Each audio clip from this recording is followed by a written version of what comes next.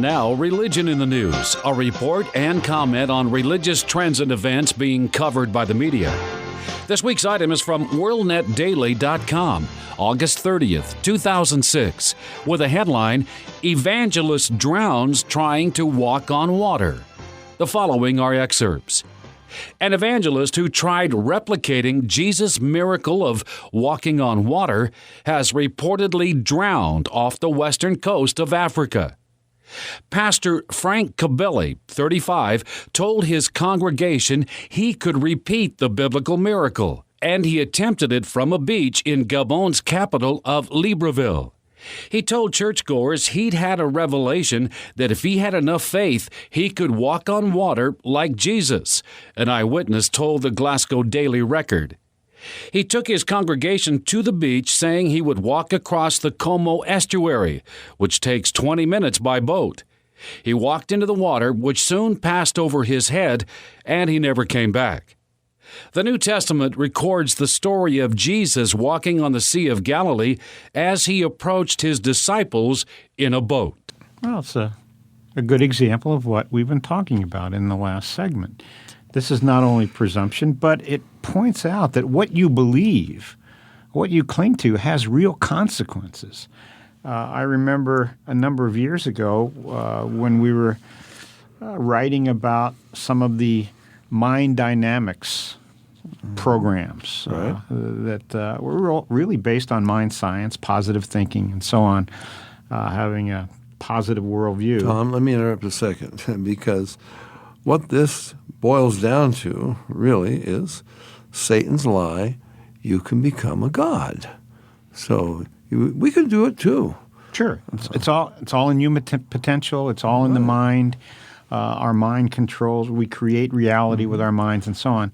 This organization was called LifeSpring, and it was a mind dynamics course that you went through, and it would help you overcome problems, do things that you never thought you could do. Remember. You remember there were even firewalking kinds of programs that were out there to just show you your potential, that you could do far more than you thought.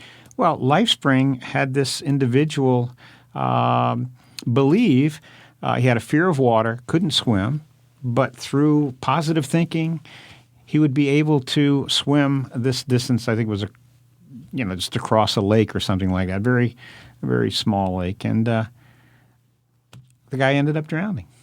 He just believed and he believed and he believed he could do it, and ended up not being able to do it. But Dave, at the end of this article, it says the New Testament records the story of Jesus walking on the Sea of Galilee.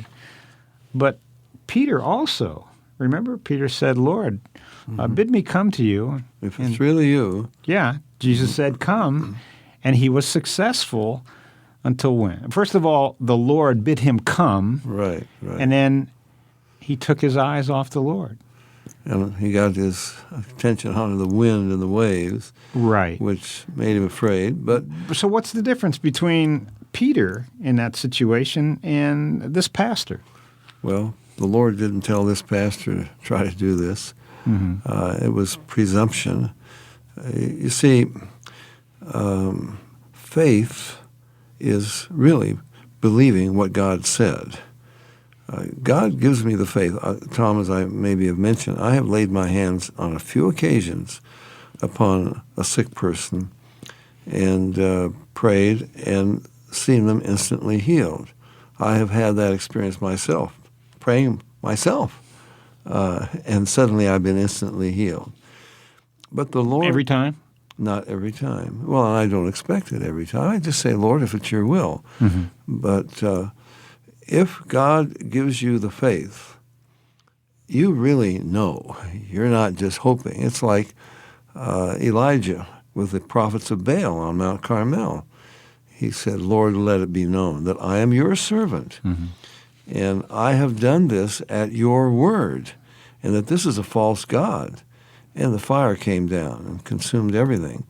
But here they're hoping that something will happen, and they're trying to make what they believe, their mind is going to somehow do this, and they think faith is being able to believe that it will happen. Now, Tom, you and they're taught this, Dave, as we've talked about and wrote about in The Seduction of Christianity.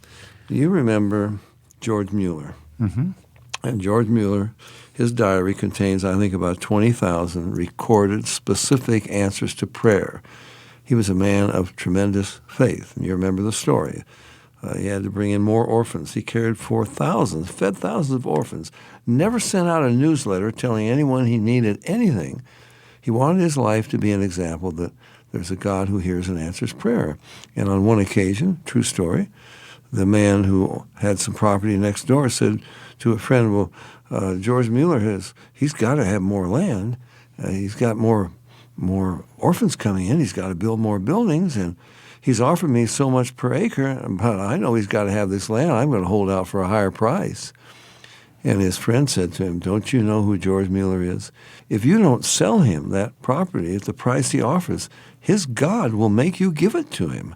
Now, that was the reputation Mueller had, and people would say to him, Brother Mueller, you must be a man of great faith. He would say, no, I'm a man of very little faith, but it is in a great God. And that's why Jesus said, if you had a grain of mustard seeds worth of faith, you could say to this mountain, be thou removed, and so forth. But wait a minute, that faith's got to come from God. Okay, so it's not faith that does it, it's God that does it. We got to be sure that our faith is in God, in submission to his will, wanting him to do what he wants to do, not what we want to do. And Dave, if faith then becomes a power that I control, we've got real problems because there are 6 billion little gods running around trying to use the power of the force or whatever it might be. Can you imagine what would happen if that were true, if that was the reality? Tom, it's frightening. Human potential. Don't you know you can do anything you want? Well, if that's true, every Tom, Dick, and Harry and Jane and Joanne out there in the street, they can zap you with their mind power. We just got a bunch of Darth Vaders and Obi-Wan Kenobis zapping one another with psychic power.